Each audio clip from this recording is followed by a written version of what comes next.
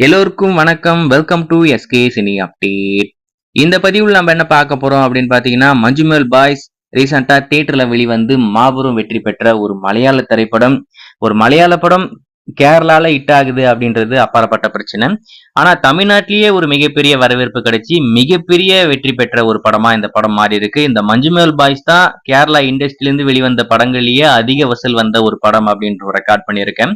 World wide 240 கோடிக்கு மேல வசூல் வந்து ஒரு மிகப்பெரிய பாக்ஸ் ஆபீஸ் ரெக்கார்டு இந்த மஞ்சுமல் பாய்ஸ் பண்ணியிருக்கேன். ரீசெண்டா இந்த படத்தை அமேசான் ஹாட் ஸ்டார்ல ஸ்ட்ரீம் பண்ணாங்க. நீங்க பார்த்திருப்பீங்க நம்புறேன். தமிழ், தெலுங்கு, மலையாளம், கன்னடா, ஹிந்தின்னு சொல்லிட்டு இருக்கிற எல்லா லாங்குவேஜ்லயுமே டப் பண்ணி ஸ்ட்ரீம் பண்ணிட்டாங்க. ரொம்பவே ஒரு அற்புதமான படம். ஆனா ஓடிடில வெளிவந்ததுக்கு அப்புறம் சில பேருக்கு இந்த படம் பிடிக்கல. ஒண்ணுமே இல்லையே, இந்த படத்துக்கு எதுக்கு இந்த அளவுக்கு பில்டப் பண்றீங்க அப்படின்ற மாதிரி எல்லாம் பேசிக்கிட்டு இருந்தாங்க. இந்த படத்தை பொறுத்த வரைக்கும் நீங்க தியேட்டரிக்கல்ல பாத்தீங்கன்னா ஒரு வேற விதமான ஒரு அனுபவம் கிடைச்சிருக்கும் அப்படின்ற மாதிரி தான் நான் சொல்லுவேன். சரி, இந்த படத்தை பத்தி இப்ப என்ன அப்படின்னு பாத்தீங்கன்னா, இந்த படத்துடைய இந்த படத்துல முக்கியமான விஷயமா பார்க்கப்படுறது அந்த குணா படத்துல இருந்து அவங்க யூஸ் பண்ணியிருந்த அந்த மனிதர் உளுந்து கொள்ள இது மனித காதல் அல்ல அப்படின்ற பாடல் தான். அந்த பாடல் நீங்க தியேட்டர்ல பாத்தீங்கன்னா வேற மாதிரி இருக்கும். ரொம்பவே ஒரு பயங்கரமான இடத்துல பிளேஸ்மெண்ட் பண்ணியிருப்பாங்க. சரி, அந்த சாங் வந்து நம்ம இளையராஜா போட்ட சாங். இன்னும் இந்த படத்துக்கு மட்டும் நம்ம தலைவன் நோட்டீஸ் அனுப்பாம இருக்கான். ஏன்னா இந்த பக்கம் எல்லா படத்துக்கும் அனுப்பிட்டாப்ல. விக்ரம் படத்துக்கு அனுப்பியாச்சு, டிஸ்கோ இந்த கூலி படத்துக்கு அனுப்பியாச்சு, சன் பிக்சர்ஸ்க்கே அனுப்பிட்டாரு. அது அப்புறப்பட்ட பிரச்சனை.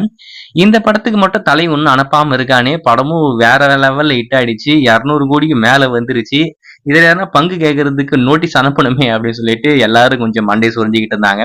ஃபைனலா நம்ம தலைவன் நோட்டீஸ் அனுப்பிட்டாப்ல. என் பாட்டை என்னுடைய அனுமதி இல்லாம நீ எப்படா யூஸ் பண்ணலாம் அப்படின்னு சொல்லிட்டு எனக்கு நஷ்ட ஈடு குடுறா அப்படின்னு ஒரு நோட்டீஸ் அனுப்பிட்டாப்ல. அங்க இருந்து ஒரு பதில் நோட்டீஸ் என்ன அப்படின்னு பாத்தீங்கன்னா, நீங்க மியூசிக் டைரக்டர் தான், ஆனா நீங்க இந்த மியூசிக்கை வந்து ஒரு மியூசிக் லேபிள் கிட்ட வித்திருப்பீங்க இல்லையா, அவங்க கிட்ட இருந்து அபிஷியலா ரைட்ஸ் வாங்கி தான் நாங்க அந்த சாங்கை இந்த படத்துல யூஸ் பண்ணியிருக்கோம். நீங்க அனுப்பின நோட்டீஸ்க்கும் எங்களுக்கும் எந்த விதமான சம்மந்தமும் இல்ல. நீங்க போய் உங்க வேலையை பாருங்க அப்படின்ற மாதிரி அவங்க ரிப்ளை தந்திருப்பாங்க போல. இதுல இளையராஜா அவர்கள் செம்ம அப்செட். ஒரு 200 கோடியில ஒரு அத்தனை கோடி ஆட்டையை போடலான்னு பார்த்தா இந்த மாதிரி ஆகி போச்சே அப்படின்ற மாதிரி மண்டே சுரிஞ்சிருப்பாருன்னு நினைக்கிறேன்.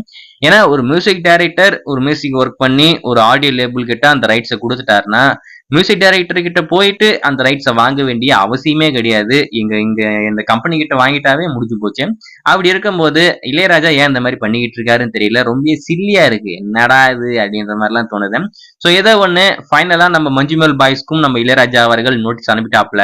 ஆனா அனுப்புனாலும் பப்பு வேகல. என்னன்னா ஆடியோ லேபிள் கிட்ட இருந்து இவங்க படத்தரப்புல ரைட்ஸ் வாங்கி தான் அந்த சாங்க படத்துல யூஸ் பண்ணிருக்காங்க.